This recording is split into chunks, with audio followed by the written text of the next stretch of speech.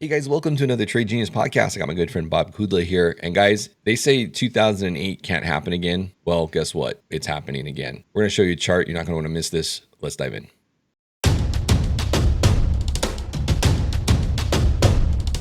Trade Genius.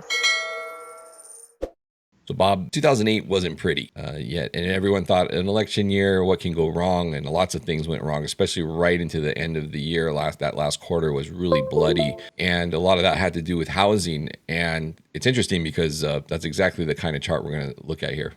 Yeah, let's throw the chart up. So in 2008, it was primarily a residential real estate problem, a lot of fraud. Well, this time around, it's the multifamily housing bubble that's breaking, and which is kind of ironic because everybody's saying there's not enough housing for people, but it's where they're building it, it's what they're building, and it's what they paid for the property and how they financed it that's causing the major issues here with multifamily housing. So you have a lot of people probably overpaid for the land. Construction costs really ballooned during COVID. And then you have a lot of ARMs. Those are adjustable rate mortgages for those not in the know. Were really at low cost. They thought they would be able to build these properties, then flip these over to insurance companies and long-term REITs and the such. It's not happening. And now you have delinquency rates that are the same level of 2008. And we had a multifamily issue then too. It's just that it was overshadowed by the residential. And Phil, this could be as bad as what happened in 1991 when we had the savings and loan crisis to 89 to 91, which caused a recession in 1990 as well. So once again, the banks overlent to people who were under collateralized with an opinion of the market that was higher than what it should be. And, the only silver lining on this too is that you're going to see as these projects get completed, people are going to be buying these properties at far lower costs, and you're going to probably see lower rents. And this is tying into why Trump probably feels he's going to get some deflation. If you can get energy prices down and you can get rent prices down, the CPI and PPI are going to have negative prints, and they're going to drive the interest rates back down again and become healing. But as we've been saying, that's a 25 and 26 problem that's going to resolve itself that way. And so I saw another chart too where there's more loans at 6% and 3% now coming out.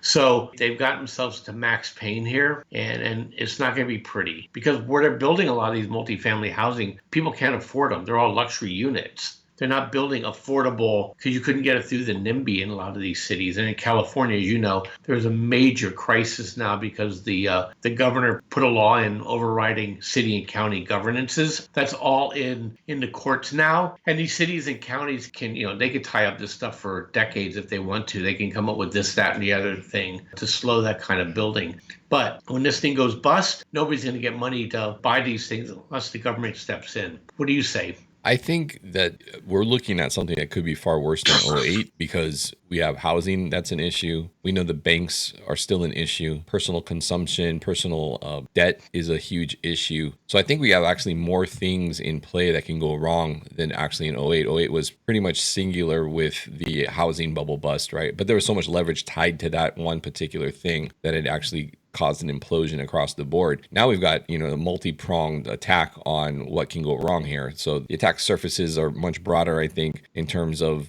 fragility in the system here. That's why I'm open to a deeper and longer recession than we saw in the previous one, which was back in '08. I think we've dodged a couple bullets between then. I think 2015 era, we dodged a bullet. 18, I think we dodged a bullet. There was a pretty substantial pullback. We saw the repo window open in 2019 because the Fed had to liquefy the banking systems with the overnight interlending. And then COVID happened, which I think was a cover for a lot of money printing to infuse into the banks because the banking system, whether they want to admit it or not, is still really fragile, which is a joke, right? Because it's like, how inept can you possibly be with the Fed giving you basically a backstop and you still can't stabilize that sector? So everyone's an idiot in terms of, managing risk over in that sector. And then here we are now, all different facets of the economy and different sectors are being basically tested now in terms of their fragility and then jobs too. Jobs is going to be the big thing, I think, that actually tips us over the edge. Yeah, I totally agree. And look, people that are opposed to Trump aren't going to do him any favors next year either. They would love nothing more than have a stock market crash on. Mm. So I think there's a lot of things on the Jenga table here that's ready to fall over.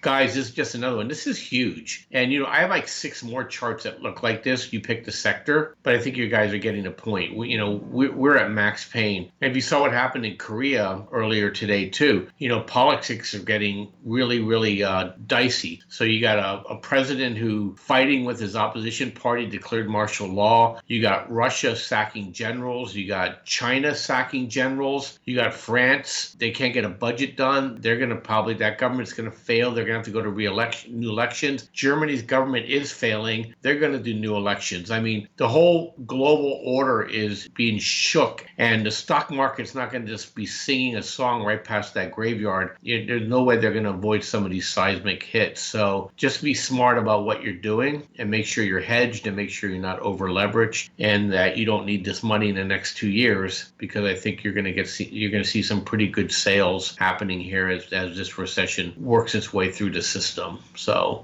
with that, guys, hey, come check us out, tradelikeagenius.com. Really grateful for the people who renewed and the people that have joined us fresh. We endeavor to make you feel that you got a good return on your investment here, and there are trades setting up, and we just have to be patient and let them come to the fore here, because I think the next 2 weeks we're likely to get a surge here before we get into the batten down the hatches phase. So with that, Phil, thank you. We'll see you guys tomorrow.